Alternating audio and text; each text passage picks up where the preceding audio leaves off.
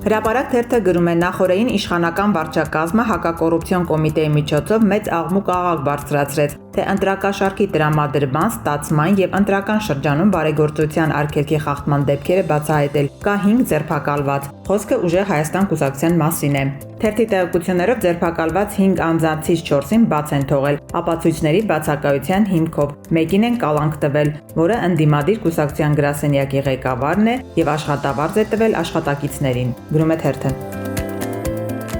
Իրավունք թերթը գրում է Ծաղկազարդի օրը պատարագի ընթացքում Նիկոլ Փաշինյանի ՔՊԱ-կանների անվտանգության աշխատակիցների մուտքից հետո Սուրբ Աննա եկեղեցում տեղի ունեցած միջադեպի մասնակից դպրոցական եղբայրների նկատմամբ մեղադրանք է առաջադրվել։ Թերթի տեղեկություններով Փաշինյանը մեգա պլան է մշակել այս մասով։ Մասնավորապես չի բացառվում, որ մոտորերս Փաշինյանը այս գործը օգտագործի իր PR-ի համար։ Ասում են, որ նա հնարավոր է հանդես գա հայտարարությամբ, որ մեծահոգաբար ներում է տղաներին, բայց քննությանը միջամտելու իրավունք չունի։ Գրում է թերթը։ Հրապարակ թերթի տեղեկություններով Ուժեղ Հայաստան կուսակցության գրասենյակների դիմաց 24/7 ռեժիմով ինչ-որ մեքենաներ են կանգնած եւ շուրջօրյա հերթապահություն են իրականացնում, նկարահանումներ անում, արձանագրում, թե ով մտավ ընդդիմադիր ուժի գրասենյակ, ով դուրս եկավ։ Հետո փորձում են ճշտել այդ մարդկանց ինքնությունը, բնակության հասցեն, ապա բացատրական զրույցներ, ճնշումներ սկսում նրանց կամ նրանց ընտանիքի անդամների նկատմամբ։ Նախ փորձում են պարզել, թե ինչու էին գնացել, ինչ կապ ունեն Կարապետյանների հետ, ինչ են ուզել կամ ստացել։ Թերթին պատմել են, որ մարզերից մեկում մեկ անգամ ընդամենը 15 րոպեով գրասենյակ մտած երիտասարդի հորը հաջորդ օր նիստ հիմնարկի ղեկավարն ասել է. «Եթե ձեր ընտանիքը կապ ունի Ուժեղ Հայաստանի հետ, չես կարող ինձ մոտ աշխատել»։ Գրում է թերթը։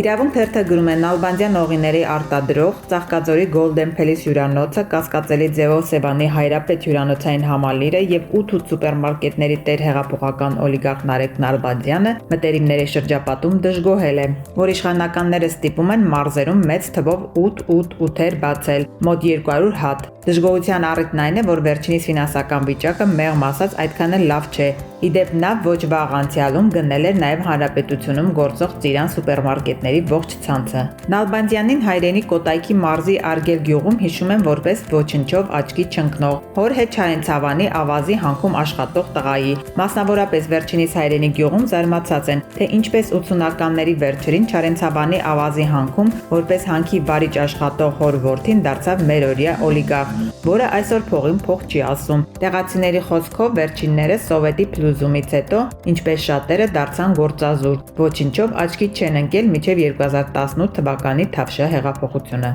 Գրում է թերթը։